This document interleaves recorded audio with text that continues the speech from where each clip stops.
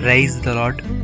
ప్రతిరోజు అనుదిన వాక్యం ద్వారా మీరెంతగానో బలపడుతున్నారని నేను ఆశిస్తున్నాను. అలాగే మీరు కనుక మన యూట్యూబ్ ఛానల్ని క్రొత్తగా వీక్షిస్తున్నట్లయితే మన యూట్యూబ్ ఛానల్ని సబ్స్క్రైబ్ చేయండి, ఇతరులకు షేర్ చేయండి.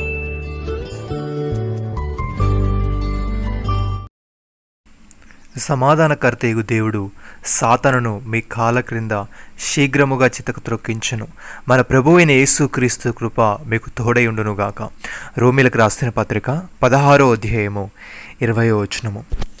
భక్తుడి విధంగా అంటున్నాడు, మీరు పరిశుద్ధాత్మ శక్తి పొంది విస్తారముగా నిరీక్షణ గలవారగుటకు నిరీక్షణకర్తయగు దేవుడు విశ్వాసం ద్వారా సంపూర్ణ ఆనందముతోనూ సమాధానముతోనూ మిమ్మల్ని నింపునుగాక.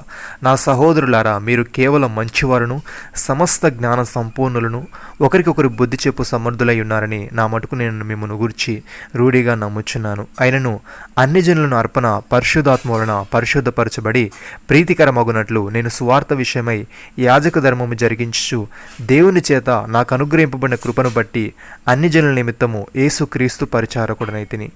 ఇది హేతువు చేసుకొని మీకు జ్ఞాపకము చేయవలనని యుండి ఎక్కువ ధైర్యం కలిగి సంక్షేపముగా మీకు రాయచున్నాను.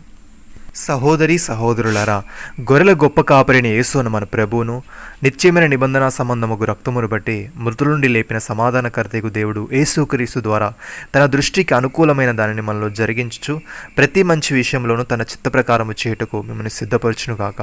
యేసుక్రీస్తుకు యుగయుగములకు మహిమ కలుగునుగాక.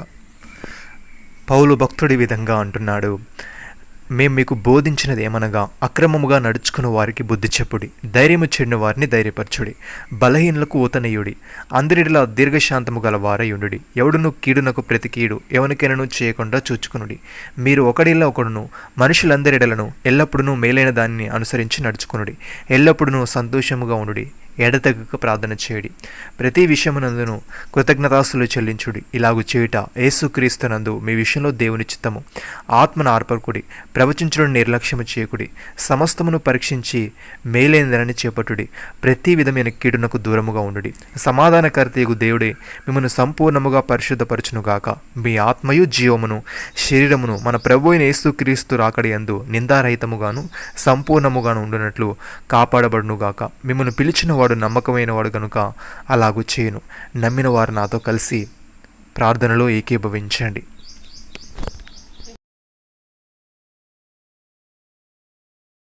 మమ్మల్ని మికిలిగా ప్రేమిస్తున్న మా ప్రియ పరలోకపు తండ్రి, మీరు మాకు ఇచ్చిన గొప్ప రక్షణ భాగ్యమును బట్టి మీకు వందనాలు. మీరు ఇచ్చిన ఈ వాగ్దానాన్ని బట్టి మీకు స్తోత్రములు.